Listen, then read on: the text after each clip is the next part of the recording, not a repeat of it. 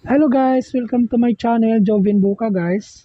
Nagpipis-mas ako guys kasi medyo malakas talagang alikabok guys. Kasi nagbubuga kami ng varnish para dito guys. Anyway guys, papakita ko sa inyo kung paano pinipaint itong mini parol. Mini parol pa lang ito si guys kasi medyo maliit pa eh. 18 inch na diameter guys, meron siyang design na Holy Family sa gitna at meron siyang gold na design na Christmas tree at may white na stars and swear. And then meron siyang bell sa mga gilid na iba-iba ang kulay at kulay red ang katawan guys. Anyway guys, huwag mong kalimutan mag-subscribe sa aking channel guys at saka pakihit na rin ang notification bell guys para updated kayo sa bago kong mga upload. Hindi ko na patagalin guys, pakita ko na sa inyo kung paano to pinipaint ang mini parol.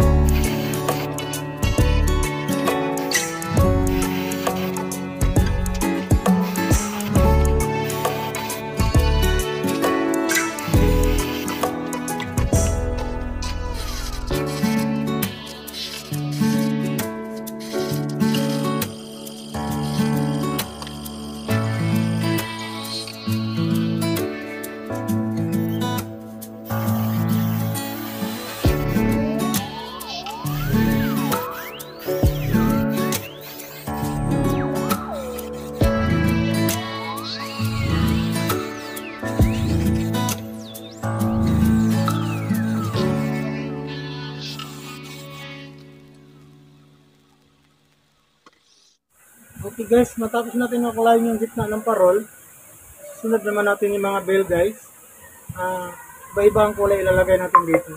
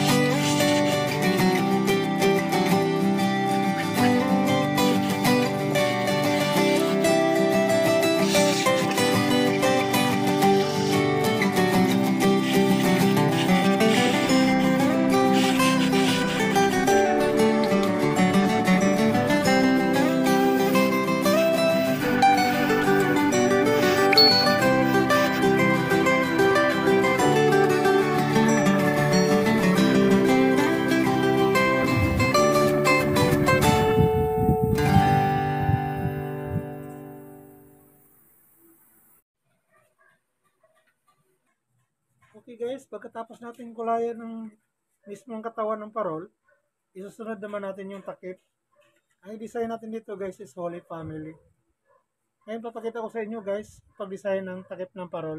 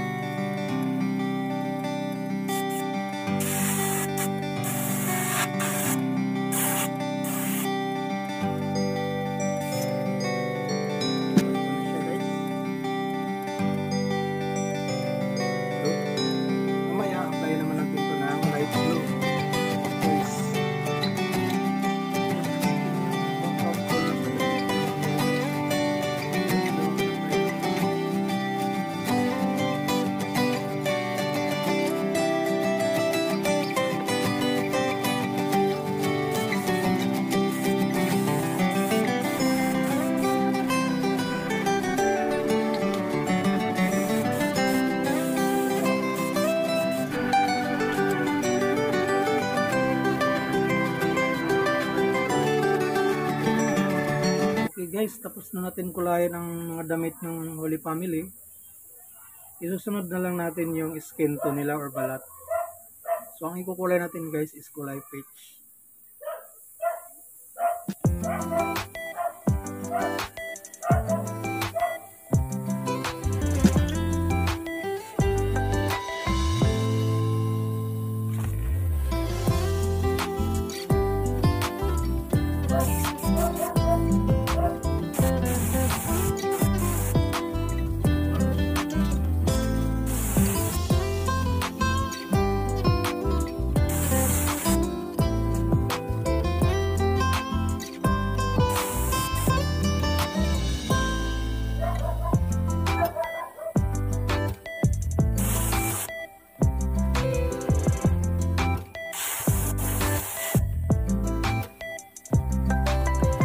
So ayun guys, meron na silang balat. Pakita ko sa inyo. Ito na guys, meron na silang balat. Dadagdagan na lang natin guys ng white, yung pinaka shading sa ni Jesus. So ito na guys, kulayan natin ng kulay white yung lampi ni Jesus.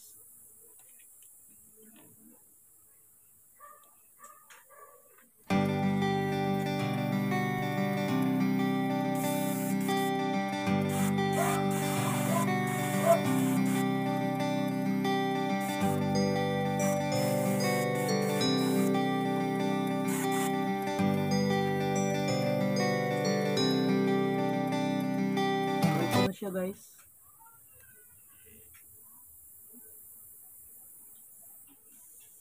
Color white na yung lampi ni Jesus.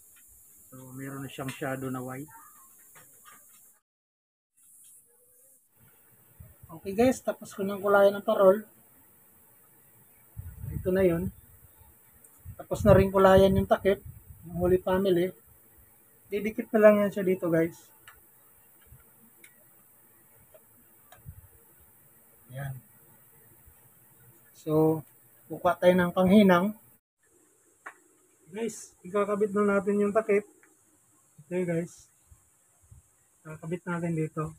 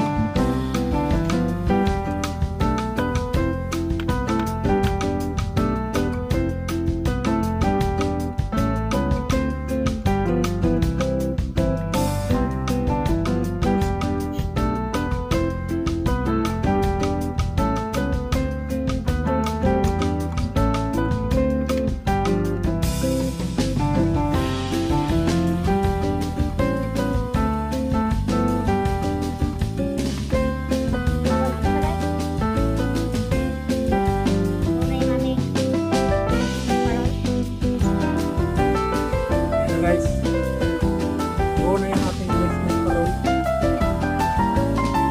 Holy Family yung design sa gitna.